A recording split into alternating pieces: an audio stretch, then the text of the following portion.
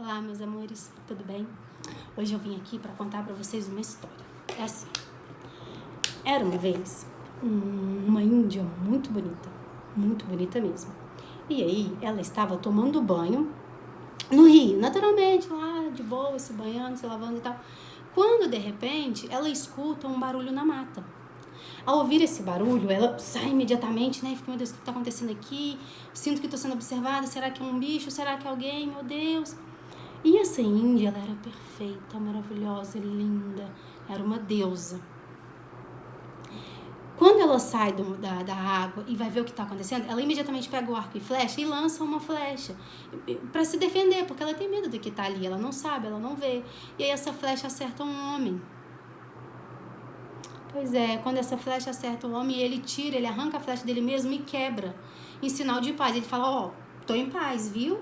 Então já mostra aí que esse homem, esse sujeito que estava ali, ele conhecia, ele sabia alguma coisa dos tratos indígenas, como era uma cultura, essas coisas aí, esse Paranauê. Então já foca nessa informação. Daí, como se não bastasse, a Iracema, ela se sente assim, meu Deus, o que eu fiz? Eu machuquei alguém? Desculpa, moço. Por que eu te farei? Só que ela tá nua, né, gente? Uma índia. E ele tá tipo assim, uau, que mulher. E aí ela vai e fala assim, não, se eu te machuquei, eu preciso cuidar das suas feridas. E ela convida ele pra ir pra tribo dela. E ela leva ele até o pai, que é o pajé, né? O líder da tribo. Daí, quando ela chega na tribo com aquele português, porque esse homem, meus amores, era um português muito diferente de tudo que os índios já tinham visto, provoca aquele rebuliço. Opa, o que ela tá fazendo aqui com português? Que bicho é esse? Os índios ficam todos lá, loucos, para saber o que está acontecendo. O pai de Iracema sabe toda da história, vê o ferimento, e aí ela convence, pai, eu preciso cuidar das feridas dele, porque fui eu quem o feriu. E eu fiz isso em legítima defesa quando ele, na verdade, nem estava me atacando. Ele só estava me observando, me conhecendo. E aí o Martim fala, olha, eu sou português, eu estou aqui porque eu estou desbravando, né? Tô descobrindo novas terras e eu tô visitando a tribo X, que é outra tribo. Não era a tribo da Iracema, era uma tribo inimiga. Daí, esse português de nome Martim, ele fica um período ali de estadia na tribo da Iracema para que ela possa cuidar dos ferimentos dele. E o acordo que a Iracema faz é que depois de cuidar dos ferimentos de Martim, ela vai devolvê-lo para a tribo da qual ele veio, a tribo a qual ele está visitando. Então é esse acordo que existe entre pai e filho ali. Até porque, meus amores, a Iracema, ela é portadora de um segredo, que o livro chama esse segredo de o segredo de Jurema. Esse segredo que faz com que o pai de Iracema, vez por outra, se sinta feliz. E por ser portadora desse segredo, desse elixir, a Iracema, ela não pode ser dada a casamento para nenhum homem, nem índio, nem nada. Ela não pode ser casada, ela não pode casar, ela não pode ser entregue ao casamento, ela não pode se relacionar sexualmente com ninguém. É regra, ok?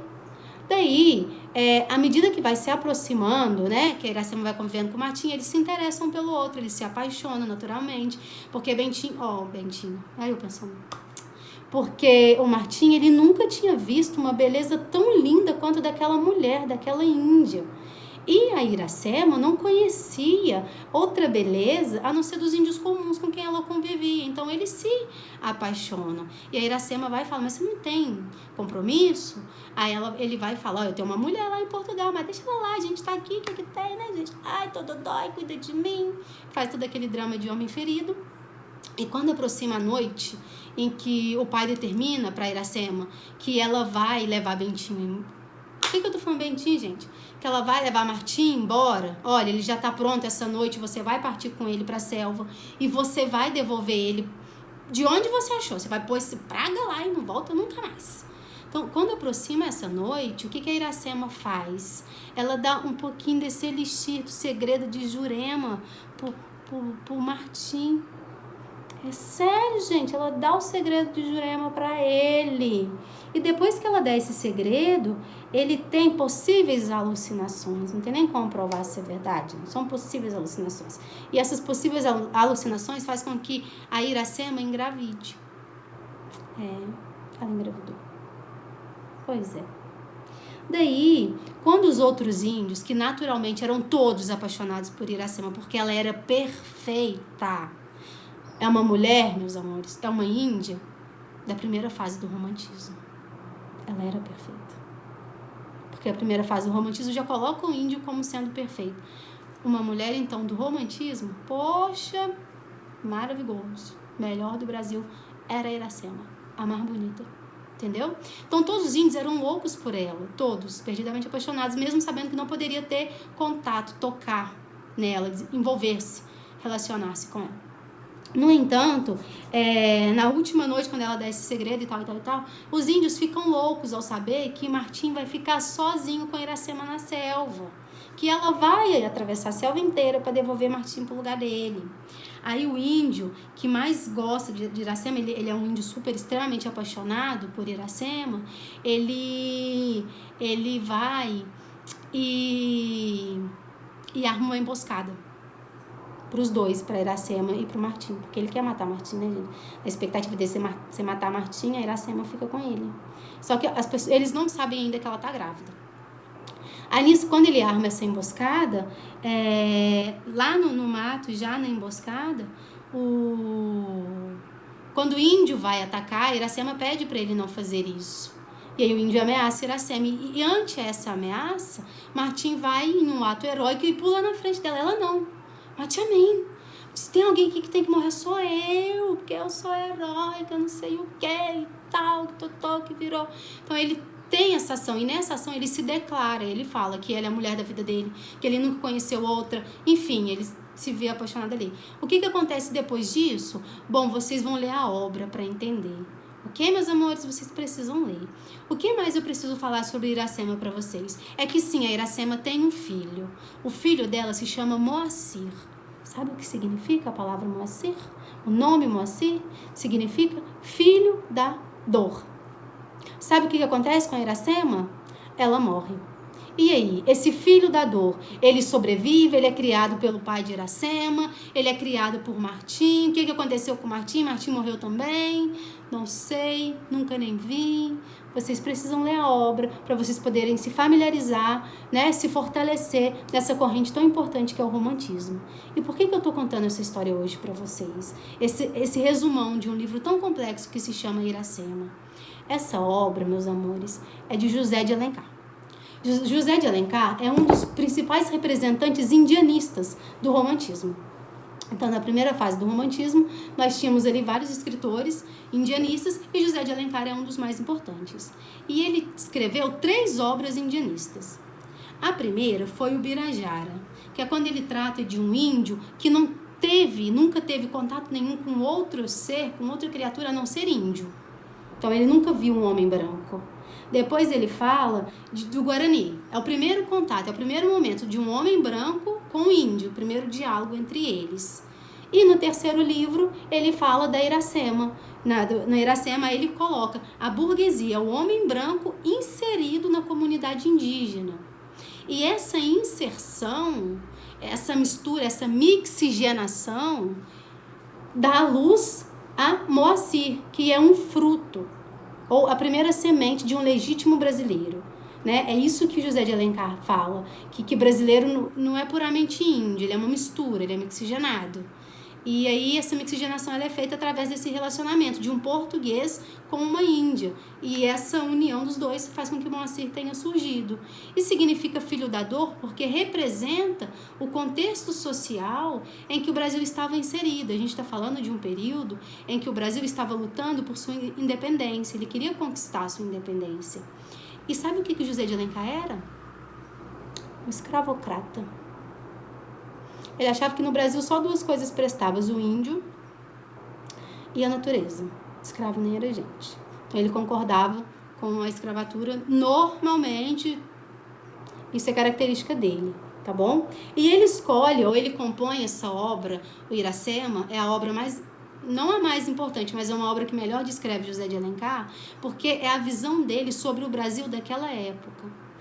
É a visão dele de como o Brasil surgiu, de como o Brasil se tornou Brasil e conquistou suas forças, a origem da história brasileira, contada aos olhos de José de Alencar, aparece ali evidentemente na obra Iracema, que é uma obra que cai muito no pismo, né? Então vocês precisam saber disso, tá bom? Quando vocês forem ler a obra, vocês já vão saber qual é a intenção do autor, então agora vocês vão entender esse livro. Se vocês leram antes e não entenderam, eu tenho certeza que agora vocês vão entender. A gente está falando de um livro indianista, primeira fase do romantismo, José de Alencar, um representante do indianismo. E eu vou parar aqui e falar assim, olha, leiam um livro e descubra o que aconteceu com Moacir. Porque Moacir, o filho da dor, né? Ele significa que ele se sacrificou pela nação, né? Ele pagou um preço muito alto para vir ao mundo.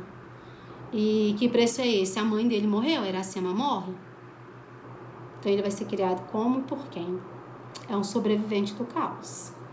E se existe um povo que sobrevive bem ao caos e se vira nos 30, somos nós os brasileiros.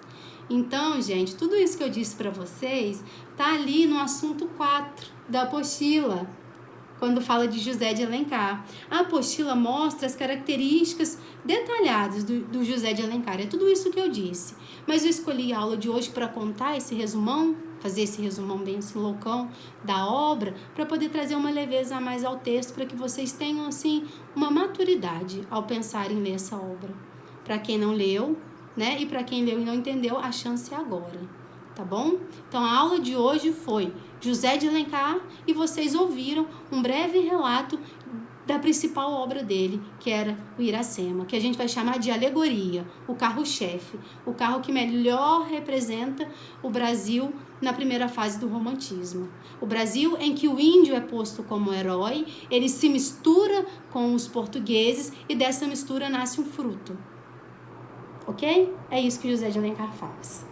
Perfeito? O que eu quero de vocês, depois dessa aula? Que vocês leiam o assunto 4 da apostila, que vocês, né, se tiverem alguma dúvida, entrem em contato comigo para que eu possa sanar essa dúvida de vocês. A gente está falando da primeira fase do romantismo. Vocês já viram o romantismo todinho.